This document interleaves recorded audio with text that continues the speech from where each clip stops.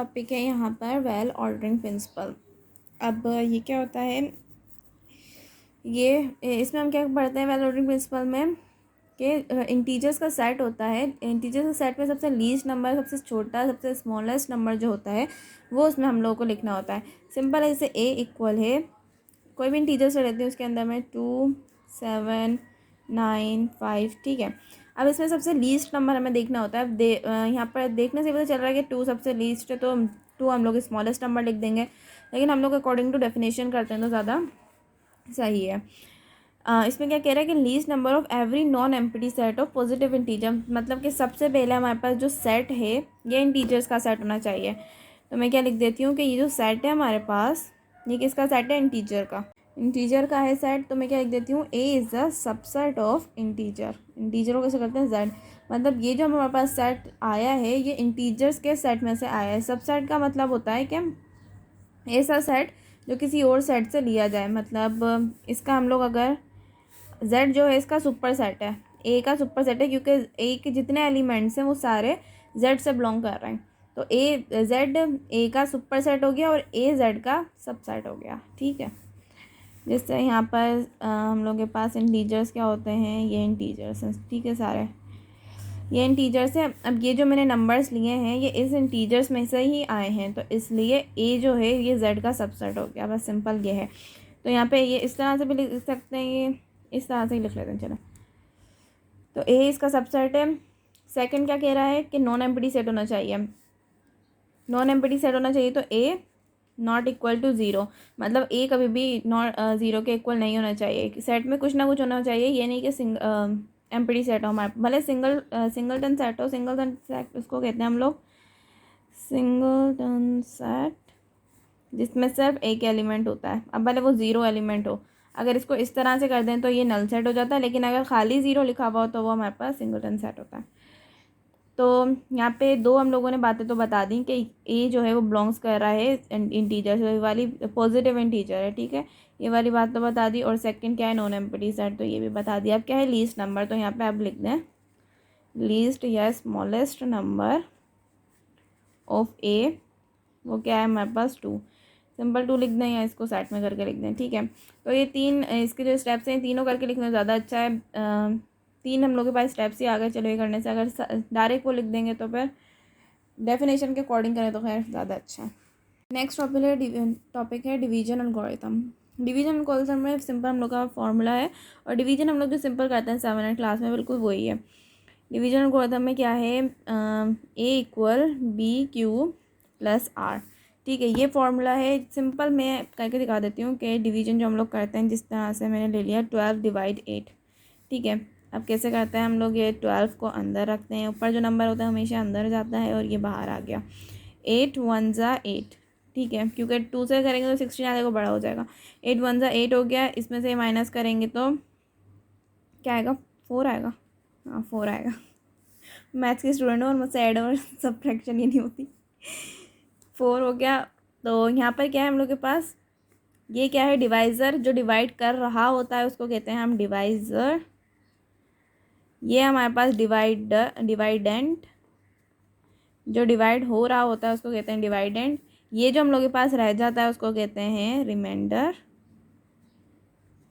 और ये जो हमारे पास होता है इसको कहते हैं कोशेंट। शायद यही सब कुछ होता है जो मैंने लिखा है, वैसे कंफर्म यही होता है। चले खैर, अब इसमें ये वैल्यूज़ हम लोग लगा देंगे। सिंपल सारी वैल्यूज़ हम लोग के पास आ गई। मैं यहाँ पे मेंशन कर देती हूँ। डिवाइडेंट जो होता है हम लोग के पास उसको हम यहाँ पे इस फॉर्मूले में ए कहते हैं, ठीक है, डिवाइडेंट को ए कहते हैं। और क्वोशिएंट जो है उसको मैंने इस फॉर्मूले में रिप्रेजेंट किया हुआ है क्यू से, रिमाइंडर को आर से ही किया हुआ है, और डिवाइज़र को किया हुआ है बी से। तो अब सारी वैल्यूज़ आ गई हमारे पास। सिंपल अब इस फॉर्मूले में वैल्यूज़ लगा देंगे। ए क्या है हम लोग के पास, ए क्या है डिवाइडेंट, और 12 है हम लोग के पास, तो 12 इक्वल आ गया। बी क्या है डिवाइज़र, और डिवाइज़र 8, 8 को मल्टीप्लाई करो, कोई भी इन दोनों के बीच में साइन नहीं है तो मल्टीप्लिकेशन है। फिर यहाँ पे 1 आ जाएगा, क्वोशिएंट प्लस सेम आएगा, रिमाइंडर क्या है 4।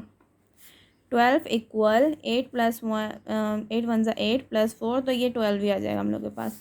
ठीक है। तो डिवीजन एल्गोरिथम में सिंपल हम लोगों को डिवीजन ही करनी होती है, और ये फॉर्मूला इसमें वैल्यूज़ हम लोगों को डिवाइड करके सिंपल डिवीजन से, जिस तरह से हम 6, 7 में करते हुए आ रहे हैं, उस तरह से इसको सॉल्व करना होता है। और इस फॉर्मूले में वैल्यूज़ लगा के देखनी होती है कि हमारे हाथ में करेक्ट आ रहा है या नहीं।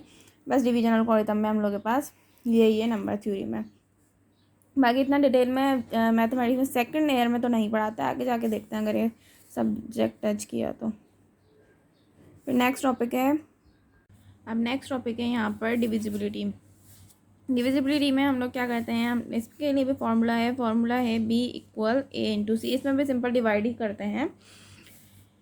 तो नंबर 0 में हम लोग अगर नंबर डिवाइड करना हो तो हम इस तरह से नहीं लिखते, जैसे पहले क्लासेस में लिखते हुए आ रहे हैं 12 × 2, इस तरह से नहीं लिखते। इसमें अगर हम लोग को यहाँ पर करना है 12 को 2 से, तो इस तरह से इसको सीधी लाइन करके लिख देते हैं, एक वर्टिकल लाइन से।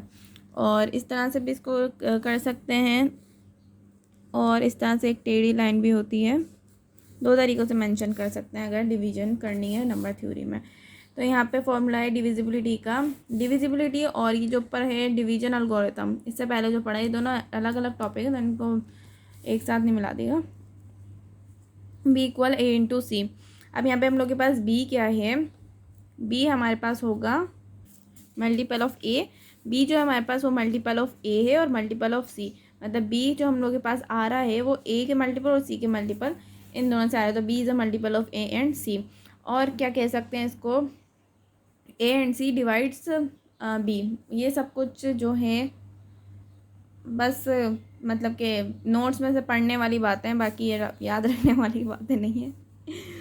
खैर मैं ये सब कुछ याद नहीं रखती हूँ, बस सॉल्यूशन देखती हूँ कैसे हो रहा है कैसे नहीं हो रहा। तो उसके बाद यहाँ पर है 4 और 8, इनको हम लोग इसका आ जाए कि डिविजिबिलिटी से इसको सॉल्व करें तो किस तरह से करेंगे। यहाँ पर जो भी नंबर होता है, नीचे वाला जो नंबर होता है सेकंड, वो आता है हमारे पास B के पास। ठीक है, तो सिंपल इस तरह से याद रख लें, फॉर्मूले को भी याद करने की ज़रूरत नहीं है, बस ये याद रख लें नीचे वाला जो नंबर होता है वो आपके पास आता है लेफ़्ट साइड पर। ठीक है, लेफ़्ट साइड पे ये नंबर आ गया, इक्वल भी सेम आ गया, 4 भी सेम आ गया। अब 4 से हम लोग, C यहाँ पर है कांस्टेंट, 4 से हम लोग ऐसे कौन से कांस्टेंट को मल्टीप्लाई करें, कांस्टेंट में इंटीजर ही होना चाहिए, कौन से कांस्टेंट को मल्टीप्लाई करें कि 8 आंसर आ जाए। तो सिंपल है, यहाँ पे 4 से 2 को मल्टीप्लाई करेंगे तो हमारे पास आंसर क्या आ जाएगा 8। तो ये भी डिविजिबिलिटी का बस क्वेश्चन यही है कि आपको इस फॉर्मूले के अकॉर्डिंग इस तरह से डिवाइड करना है नंबर को कि कांस्टेंट हम लोग को पता करना है कि क्या है। अब कांस्टेंट यहाँ पर C जो है, C यहाँ पे मैं लिख देती हूँ बिलोंग्स टू Z। कोई भी कांस्टेंट लगा के ये देखें कि आंसर इक्वल आ जाए तो बस वही वहाँ पर हम लोग का क्वेश्चन करके दिखाना है। अब इसके आगे कुछ थ्योरम्स वगैरह आ रहे हैं, ये सिंपल मेथड बताए हुए हैं या टेक्निक्स बोल रहे हैं डिफरेंट।